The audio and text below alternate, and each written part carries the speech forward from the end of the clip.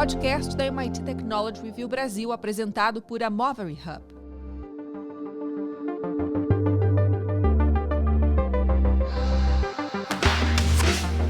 Olá, sejam bem-vindos e bem-vindas ao podcast Energy Center da MIT Technology Review Brasil.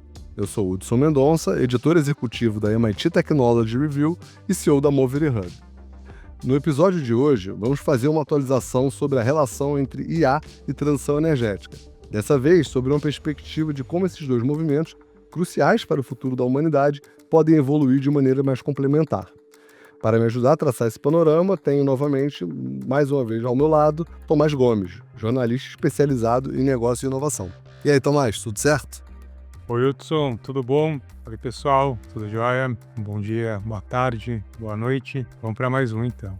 Bom, Hudson, a gente gravou um episódio falando um pouco sobre essa relação, essa correlação entre inteligência artificial e transição energética. Mas a gente falou, eu acho que daí muito, sobre esses desafios no consumo dos data centers, etc.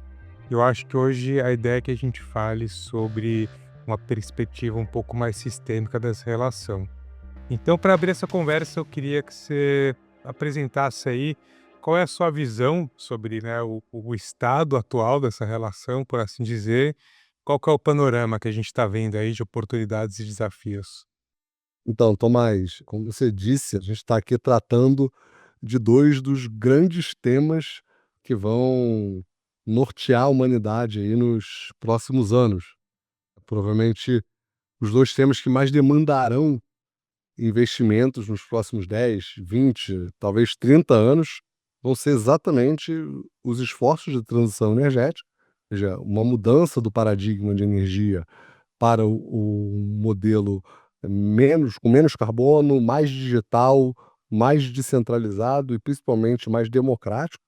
Então é importante esse movimento da transição energética, mas até para o público geral, né, isso é uma coisa que a gente vê aqui no nosso podcast de energia, a transição energética, mas para o público geral tem um outro movimento tão grande quanto, que demanda tanto investimento quanto, e que está no dia a dia das pessoas, que é a inteligência artificial, que nos últimos 5 anos aí tem feito realmente grandes mudanças comportamentais em toda a humanidade, né. Então, em comum, além do grande volume de investimentos desses dois movimentos, né, da expansão da inteligência artificial e da transição energética, tem um outro aspecto que a gente vai falar aqui ao longo do episódio, que são políticas públicas, né. As políticas públicas são importantíssimas tanto para o surgimento, né, e a expansão de uma inteligência artificial segura, né. A gente não vai entrar aqui nos detalhes dos debates éticos, comportamentais da inteligência artificial, não é o nosso foco aqui, mas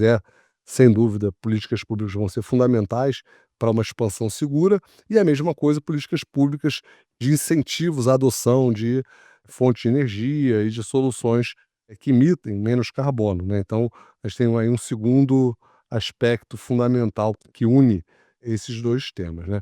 Mas tem um outro tema que eu acho que vale muito a pena a gente colocar, que tem, né, é um segmento específico que faz essa união acontecer muito na prática, que é a questão dos data centers. Hoje a expansão de inteligência artificial demanda uma quantidade enorme de processamento de dados, né, a quantidade de data centers tem crescido muito, né, não à toa hoje a NVIDIA é a empresa mais valiosa do mundo, é uma empresa que produz a maior parte das GPUs, as melhores GPUs, que são consideradas hoje o coração dos data centers. Mas esses data centers também estão levando essas empresas líderes em inteligência artificial a eventualmente se tornarem as vilãs da transição energética, porque o consumo de energia da inteligência dos data centers que processam, tanto que treinam os algoritmos de inteligência artificial, quanto os que geram ali na ponta as soluções de inteligência artificial, esse consumo tem crescido muito. A gente já falou aqui uma vez um número que é sempre impressionante, né, uma busca no chat GPT consome de 15 a 20 vezes mais energia do que uma busca do Google, né, que hoje em dia ainda tem uma quantidade muito maior de buscas sendo realizadas, mas os buscadores, né, e as soluções de inteligência artificial têm crescido muito, né. A geração de uma simples imagem no Midjourney, por exemplo, ele consome a quantidade de energia equivalente a uma recarga completa de um celular. Então a gente tem realmente um problema a ser resolvido, que é o consumo de energia dos data centers. A estimativa da Agência Internacional de Energia é que o o o consumo de energia dos data centers possa chegar a quase mais de 1.000 terawatts em 2026. Isso é uma projeção feita em 2022, então a gente já está na metade desse caminho que tem se realizado, se concretizado dentro desse relatório. E segundo as estimativas também do relatório da Agência Internacional de Energia, a demanda total de energia dos data centers já beira 2% de toda a eletricidade gerada globalmente. Então a gente tem aí uma questão que relaciona, né, o consumo de energia, inteligência artificial através dos data centers, a transição energética através dos data centers, que é algo que a gente tem que olhar com mais calma, sem dúvida nenhuma. Eu nem digo nos próximos anos, mas imediatamente. É uma preocupação que já é real para dentro desse contexto de transição energética e inteligência artificial.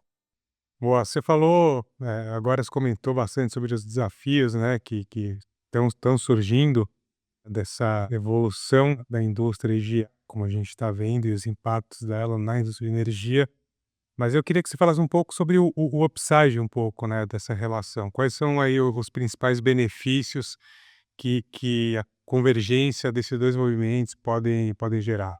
Então, Tomás, a inteligência artificial ela é, sem dúvida nenhuma, uma ferramenta crítica para a melhoria de qualidade de vida, de tudo que a gente faz não seria diferente na transição energética, né? O uso de inteligência artificial, por exemplo, ele é fundamental para a otimização da rede elétrica, né? A gente já falou o quanto as redes elétricas, de energia elétrica, têm se tornado cada vez mais importantes, ainda mais com o advento da eletromobilidade, dos veículos elétricos, de maneiras diferentes de se gerar energia. O uso de inteligência artificial, ela cria, né, padrões de demanda, ela consegue fazer uma gestão e uma eficiência energética maior de edifícios inteligentes, indústrias, evitando o consumo de energia quando não é necessário, o desperdício de energia. Ele consegue detectar falhas de maneira preventiva e evitar que, por exemplo, entrem em operações geradores movidos a combustíveis fósseis por manutenção preditiva. Os modelos e os algoritmos de previsão e análise de dados conseguem fazer os sistemas se anteciparem demandas futuras de energia e, com isso, se prepararem de determinada maneira. A gestão, né, eu acho que outro item super importante é a gestão do armazenamento de energia através de baterias inteligentes, da integração de veículos elétricos à rede, baterias estacionárias em residências, sistemas off-grid ou sistemas que se conectem com a rede para geração de energia de modo mais eficiente em horário de pico, horário de menor demanda. Também a questão da logística otimizada, principalmente com o advento dos veículos autônomos, que, né, poderão se deslocar só quando eles forem, demandados, né? A gente hoje tem um desperdício de energia muito grande com automóveis rodando vazios, né? Sejam Uber, sejam automóveis de passeio, sejam automóveis de carga, né? Essa gestão do transporte e mobilidade com o uso de inteligência artificial pode ser muito mais eficiente, né? Estima-se aí que a aplicação de inteligência artificial para otimizações, como a gente falou, da rede elétrica, de eficiência energética, né, de gestão e armazenamento de energia, transporte e mobilidade, possa economizar de 10 a 15% de toda a energia gerada. E isso é uma compensação importante. Talvez o que os servidores de energia de data centers consumam de energia seja plenamente compensado só por esse ganho de eficiência, né? Algo que a gente tem falado muito aí como uma das principais trajetórias de descarbonização do setor de energia é evitar o consumo, é diminuir o consumo, é você conseguir gerar o mesmo efeito de transporte, de iluminação, aquecimento, consumindo menos energia. Então, um sistema mais eficiente gerido por inteligência artificial é capaz de evitar consumo de energia de toda maneira, né. Então tem essa discussão grande aí do saldo, né, ou seja, o consumo dos data centers para processar os modelos versus o quanto esses modelos tornam os sistemas mais eficientes, e são várias aplicações. Outra aplicação interessante também, que aí não é diretamente focado na gestão dos sistemas de energia propriamente dita, é o uso da inteligência artificial para pesquisa e desenvolvimento. Hoje, né, a inteligência artificial é utilizada para várias, aplicações que fazem com que o processo de pesquisa e desenvolvimento seja mais eficiente, mais acelerado. Então, no caso de energia, por exemplo, para design de materiais de nova geração, a questão de redução de capital para escalonamento de investimentos em novas formas de geração de energia. Está sendo utilizado muita inteligência artificial para o processo geotérmico de mineração, fazendo modelagens sem ter que fazer os testes na parte física. Na indústria de óleo e gás isso é muito utilizado. Então você consegue economizar muitos recursos energéticos quando você faz essas pesquisas usando modelos de inteligência artificial ao invés, né, dos ativos físicos.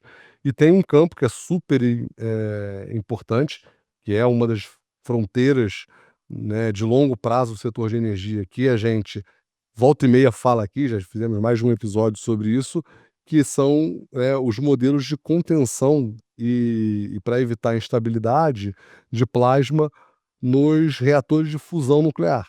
As reações de fusão nuclear são reações muito complexas, elas precisam ser contidas, em geral, por lasers ou campos magnéticos, e o design desses reatores ele é crítico para o sucesso. E a inteligência artificial tem sido utilizado em larga escala para fazer com que essas pesquisas de fusão nuclear acelerem e ganhem, né, espaço rapidamente.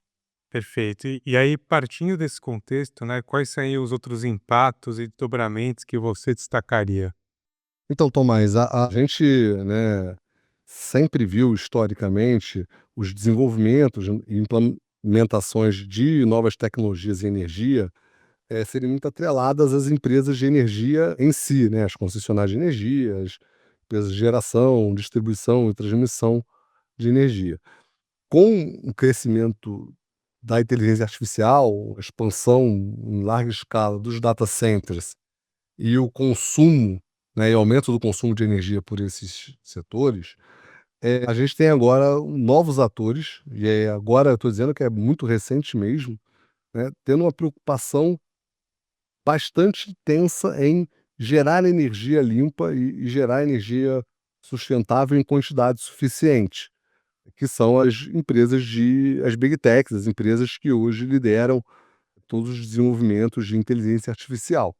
Então essas empresas, ao contrário das empresas do setor de energia ou de outras indústrias que olham a transição energética como uma conta, né, de como eu gero, qual o preço da minha energia versus a opção por descarbonizar ou não, essas empresas de tecnologia, elas têm uma preocupação e estão mais dispostas a pagar um prêmio, a pagar um valor mais alto por uma energia, contanto que essa energia seja limpa e esteja disponível 24 horas por dia. Em termos práticos, o que isso significa? Um avanço bem recente de uma energia que até pouco tempo atrás era demonizada por boa parte da população que não entendia a diferença de maneira muito clara, né, e o potencial da energia nuclear. As pessoas associavam ao contrário, né, não a uma energia limpa, mas uma energia altamente poluente que gera radiação. Isso não acontece, né, a energia nuclear é uma energia muito limpa, embora não seja renovável, é uma energia muito limpa. E é mais do que isso, ela é uma fonte termoelétrica constante, ao contrário de solar, eólica, que são fontes renováveis, mas são intermitentes, né, ou seja, oscilam ao longo do dia e ao longo dos períodos. A energia nuclear ela consegue gerar uma energia muito estável e que para a gestão dos data centers, né, é uma energia muito importante. Então, como eu digo que agora, em setembro, a Microsoft, de maneira pioneira, assinou um contrato que vai reinicializar a produção da usina nuclear de Three Mile Island, na Pensilvânia, para fornecer energia limpa e constante para os seus data centers, né? A Microsoft fez isso. Nos 2 meses subsequentes, as outras Big Techs fizeram movimentos muito similares. A AWS, a Amazon, assinou em outubro, no mês seguinte, um acordo com empresas para a produção de pequenos reatores nucleares, que é uma nova fronteira de energia nuclear, a gente já falou em alguns episódios aqui, para poder também fornecer energia limpa para os seus data centers. No mês seguinte, o Google, né, fez um acordo também de geração de energia nuclear, né, energia limpa, com a Kairos Power, que a gente também já mencionou aqui em outros episódios, para gerar uma energia nuclear limpa em grande quantidade. E no mesmo mês, a Meta depois assinou também outros acordos de geração de usina nuclear para alimentar os seus novos data centers. Então, as empresas de setembro de 2024 para cá, nesses 3 meses, as 4 Big Techs principais, Microsoft, Amazon, Google e Meta, assinaram acordos, todos de acordos com empresas para a geração de energia nuclear, para garantir energia limpa para o crescimento e expansão desses data centers que vão alimentar os servidores e a inteligência artificial daqui. Essas empresas estão olhando até para outras fronteiras de energia. Então o Google assinou também com a Fervo, para acessar energia geotérmica, né? Então tem uma preocupação grande em Nevada de fazer desenvolvimentos dessa natureza, e outras empresas Big Tech estão crescendo e olhando cada vez mais para fontes de energia e trazendo essa discussão aqui para a mesa, né? Esses movimentos, eles geram, né, não só as implicações tecnológicas que a gente falou, ou mesmo de conscientização, né, sobre as mudanças climáticas, mas também implicações geopolíticas, porque as Big Techs, né, que começam a olhar para a geração de energia renovável ou energia limpa para os seus servidores, começa a olhar a expansão das suas operações exatamente nos países que têm energia limpa, barata e abundante. Então eu acho que esse é um ponto que a gente deve observar, porque as tomadas de decisão dessas Big Techs vai passar em nível maior ou menor por decisões de alocação de onde tem energia limpa para alimentar meus servidores. Então isso é uma discussão aí que ainda vai durar bastante, que a gente vai voltar a falar aqui várias vezes aqui nos nossos episódios. E aí, como você comentou agora, né, a gente tem aí diversas implicações geopolíticas, né, da evolução desses 2 movimentos, que justamente aí eles estão formando os 2 principais campos de batalhas ou disputas, como a gente for chamar, das 2 principais potências econômicas mundiais, né. A gente vê aí os Estados Unidos e a China, disputando espaço milímetro a milímetro, tanto aí nos movimentos de transição energética, como também na evolução da inteligência artificial. E aí, dado esse cenário, né, como é que você vê aí a participação dessas 2 potências nessas 2 corridas? Como a gente está falando, é uma corrida só também, né, essas estradas se encontram de diversas maneiras. Como você avalia essa disputa hoje? Então, Tomás, sobre o aspecto da nuclear, fazendo o gancho do que a gente estava falando aqui um pouco anteriormente, hoje, no momento recente, na parte de geração dessa energia, a China tem tomado a dianteira, né? Se por um lado os Estados Unidos têm as empresas líderes aí no desenvolvimento de IA e, né, as Big Techs que estão nessa vanguarda dessa economia, as novas startups mais promissoras, né, têm dominado o cenário aqui. Obviamente a China não fica muito atrás, mas, né, tem um protagonismo aí dos Estados Unidos na parte de IA, na parte de geração de energia, provavelmente já olhando esse movimento geopolítico estratégico, a China tomou a dianteira.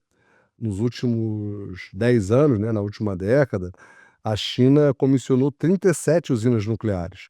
Tudo que a China entra, ela entra de maneira estratégica e em larga escala, né? E nesse mesmo período, os Estados Unidos adicionaram só 2 usinas nucleares. Esse cenário deve mudar, né, agora com as Big Techs investindo em energia nuclear.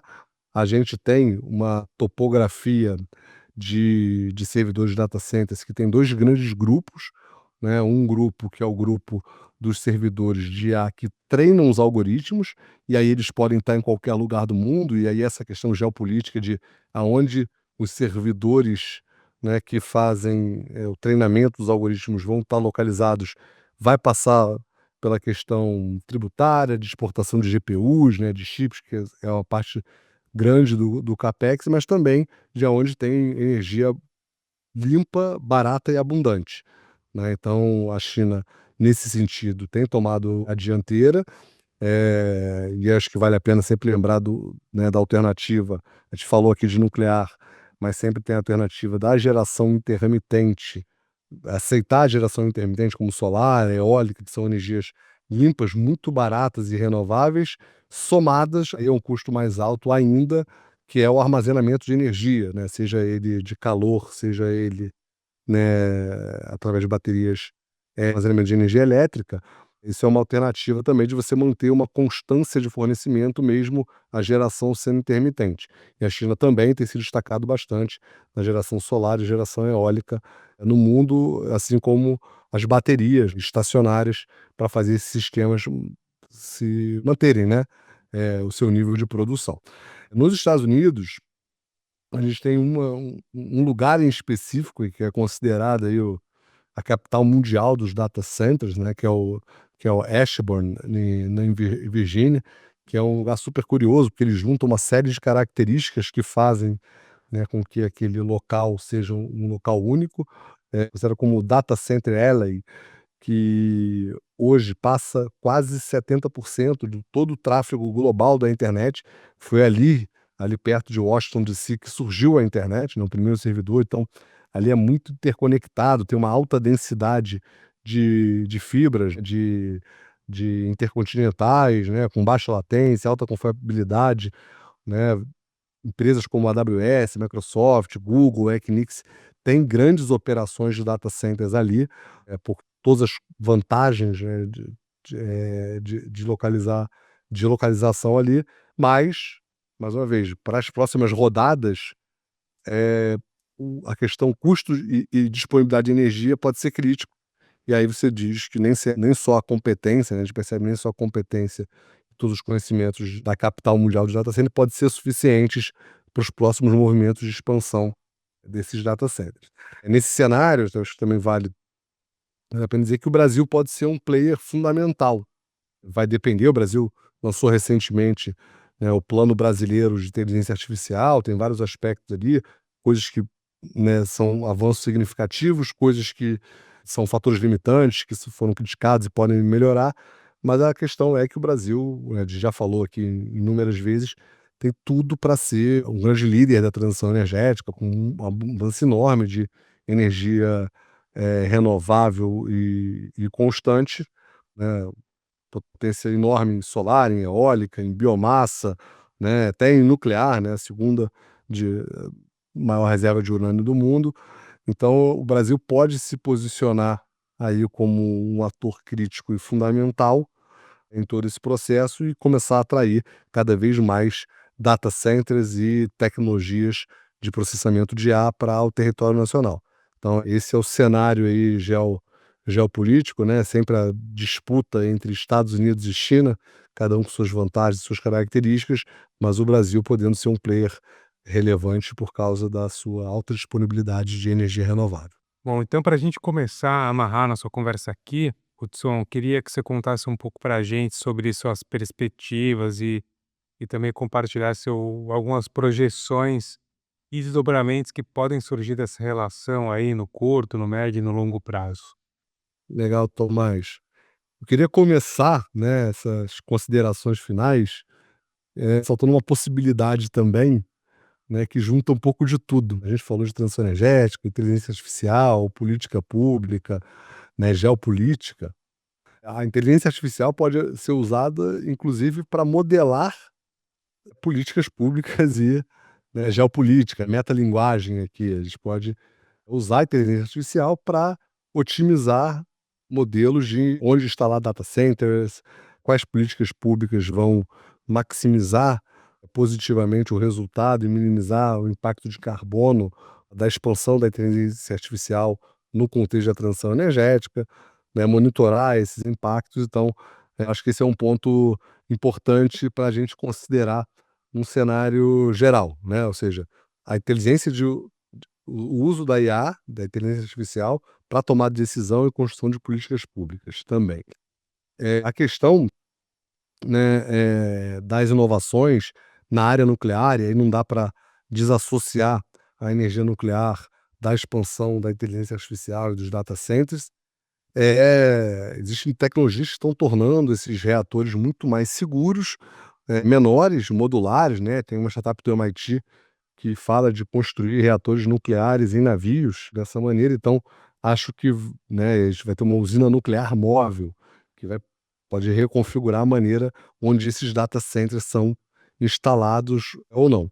E tem tecnologias novas, né, algumas mais próximas de serem utilizadas ou já sendo utilizadas, como, por exemplo, a geotérmica de nova geração, que você consegue manter um fluxo de calor e de energia constante, e de aplicação imediata. O Google tem apostado um pouco nessa solução. E a fusão nuclear. A fusão nuclear é um tipo de energia que ela pode resolver o problema da geração de energia da inteligência artificial, ao mesmo tempo que o desenvolvimento feito, né, e todos os desenvolvimentos realizados em fusão nuclear têm usado muito inteligência artificial para acelerarem os seus processos de design dos reatores, né.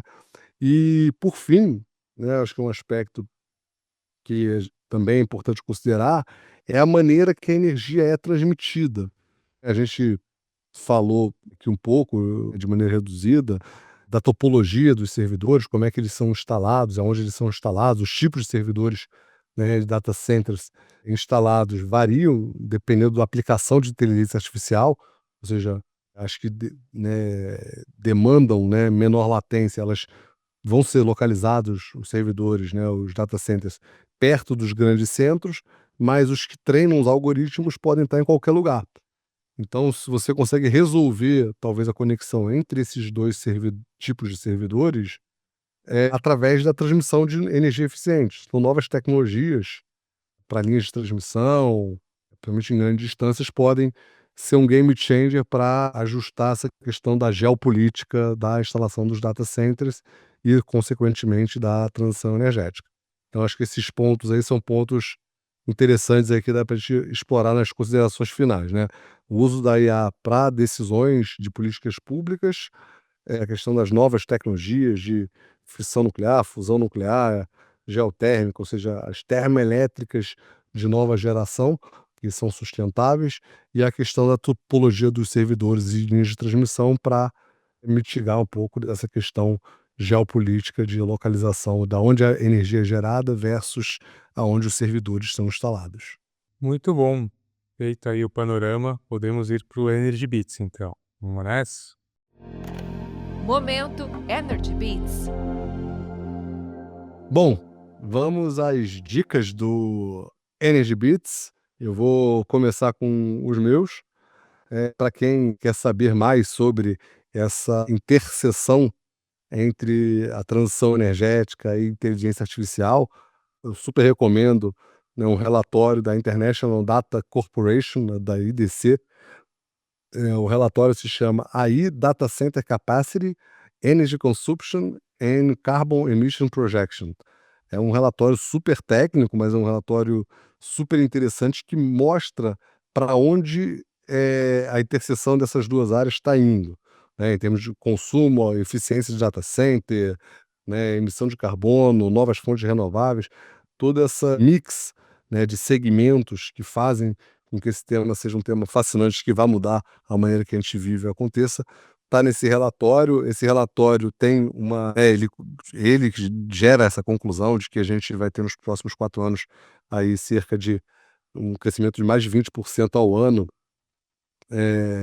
no consumo de energia elétrica por data centers, chegando aí a mais de 1.000 terawatt-horas nos próximos anos. E com base, né, nesse relatório, Tem algumas informações que são públicas, tem uma versão paga dele também, para quem é mais técnico e quer se aprofundar, mas mesmo essa parte aí com os achados gerais já é super interessante para ver o tamanho, né, da oportunidade e do desafio, né, na união desses 2 temas. Tomás, e você? Quais são os seus bits de hoje? Bom, eu vou também indicar um relatório.